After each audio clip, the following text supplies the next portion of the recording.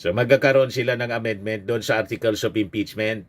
7 yung Articles of Impeachment, mga kababayan, na unang na-file. At forthwith na pinatulog ng Senado.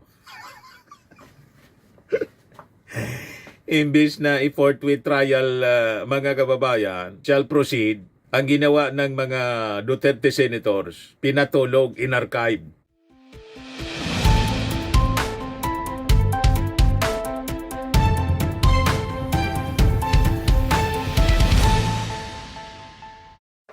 Hello po mga kababayan. Ano niya, Mr. Maravillas, ang balita ngayon? Mainit ang balita ngayon, mga kababayan, sa possible revival ng impeachment laban kay Sara Duterte. Yan po ang mga balita ngayon sa mainstream media. Tinyo, sa bagong impeachment complaint versus BP Sara, handa tayong mag-endorse. Sabi nga noon mga kababayan sa unang impeachment complaint na final ng Makabayan Black, it's time to impeach the wicked witch of the South. Ito yung sabi mga kababayan ng Kabataan Party List representative na si Renico. Kami naniniwala, tumitindig that it's time to impeach the wicked witch of the South. Yan po, mga kababayan. Ulitin ko, okay.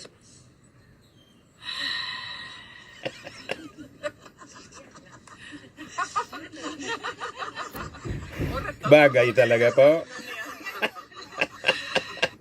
Dito na ngayon ang pinag-uusapan, no? Sabi dito sa balita ng News 5. Handang mag-endorso ng panibagong impeachment complaint laban mga kababayan kay Sara Duterte. Sabi ni ACT Teachers Party List Representative Antonio Tinio.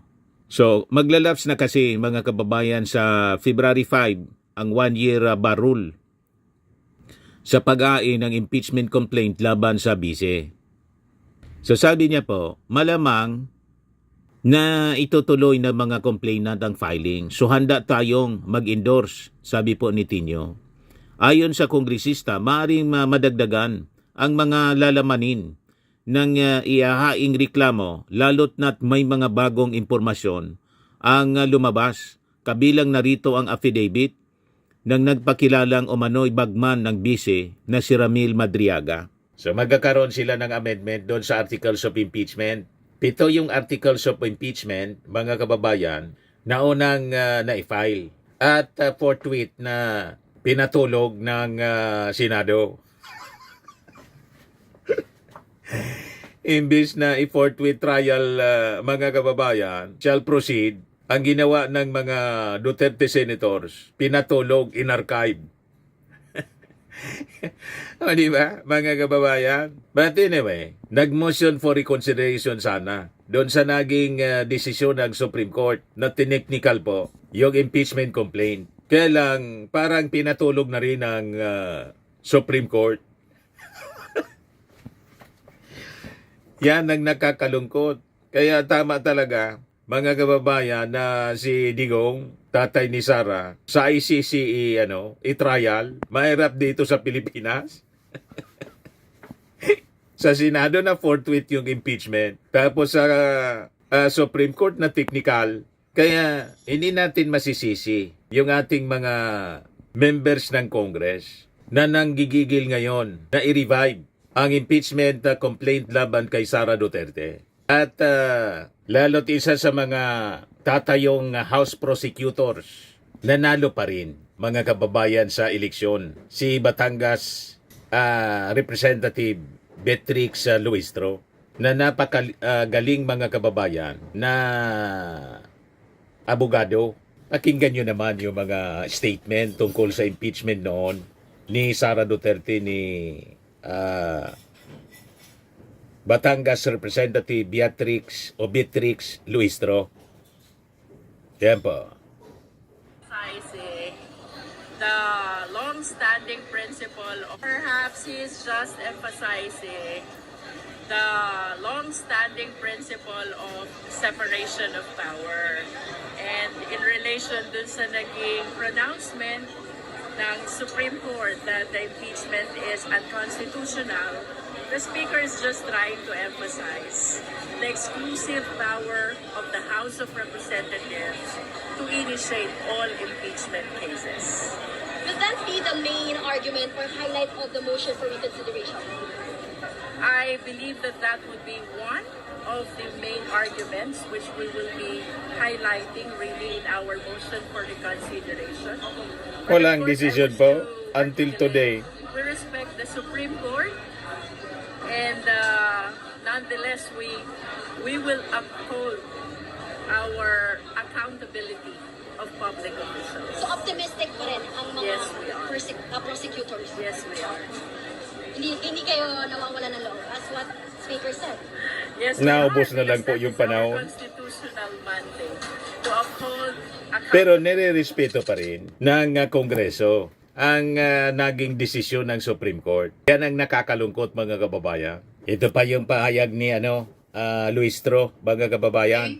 We have a constitutional duty that we really have to face. There is nothing which is more supreme than the Philippine Constitution, sapagkat ito po ang mandato ng taong bayan. Well, when we filed this impeachment complaint, Christian, no? With all candor, no one forced us to do so. No one requested us to do so. No one convinced us to do so. And certainly, we did not receive anything in exchange of the same. The House of Representatives has the exclusive power to initiate all impeachment cases. Tapos na po ang trabaho ng House of Representatives in as far as initiating the impeachment complaint is concerned. Kung sinasabi nilang hindi namin kayang aralin ang 7 articles of impeachment in a day, this is misleading sapagkat ang totoo po niya, since the filing of the first 3 impeachment complaints, ay nagkaroon na po ng individual evaluation ng mga congressmen. And we know for a fact as well na marami po sa grounds for impeachment ay subject matter na ng Quadcom hearing at ng hearing ng Committee on Good Government. And about the due process of the Vice President, ito po i-cater natin ng maayos as a matter of fact sa impeachment trial po. She will be given Ready po yung She will be Congress. asked to file her answer and she will be Tumakbo asked as well lang to sa appear and Supreme present Court her po si Sara evidence. Duterte, Yun po yung requirement fourth ng due week. process. Wala po sa batas na bago mag-file ng impeachment complaint, i-notify muna ang Vice President. So anong nangyari, mga kababayan? Natigil yung dapat sana proseso ng accountability. Hindi nangyari yung proseso ng accountability laban kay Sara Duterte. So hindi natin masisisi, mga kababayan, ngayon. Nakabinbin siya eh. Kaya yung desisyon po ng ilang members ng Congress is to revive the impeachment complaint laban kay Sara. Ngayon, last week, sabi ni Sara, pagod na daw yung mga tao sa impeachment. Dinidiscourage niya kasi, siyempre. Pero maniwala man sa kanya na pagod yung mga tao. Pagod na sa'yo yung mga tao. Hindi lang sa'yo, pati sa mga supporters mo. Pagod na yung mga tao makinig sa mga kasinungalingan po ninyo. Di ba? Walang pinakinabangan po yung ating mga mamamayang Filipino sa pag-upo ni Sara Duterte bilang Vice Presidente. Pero anya, Mr. Maravillas, mataas pa sa survey si Sara. Sila man lang po ang naniniwala doon. Saan nga nakakita, mga kababayan, na wala mang ginagawa, mataas ang performance? Wala ngang ginagawa. Paano ang isang taong walang ginagawa pagkatapos mataas ang performance ratings? Kayo-kayo na lang ang maglukuhan, mga kababayan. Alam natin na yung mga backers niya, na mga pro-China, yun ang posible, mga kababayan, na nagpa-commission ng survey purposely para i-discourage yung mga members ng Congress to revive the impeachment complaint laban kay Sara Duterte. Yun ang disenyo nun, mga kababayan. Kaya lang itong Makabayan Black, wala man yang paki. Sa kanila, importante, mga kababayan, na mapanagot ang isang politiko na tulad ni Sara Duterte. Kasi sa kanila, importante yung accountability po. Kaya ito na ngayon ang pinag-usapan, mga kababayan, ang pag-revive sa impeachment complaint laban kay Sara Duterte. Abangan na lang po natin ang mga susunod na mga kaganapan. Ayan man lang po yung ating short video ngayon. Atid sa inyo nitong napakagandang product from Australia. I am worldwide amazing pure organic barley powdered drink mix from Australia. Yung mga gusto po na mag-try nito, mag-order po, mag-message na lang po kayo sa amin, sa aking anak na architect entrepreneur is Maravillas. So laging nating tatandaan mga kababayan, sa buhay, you become what you believe. Ako po si Dante Maravillas. Bye-bye. God bless.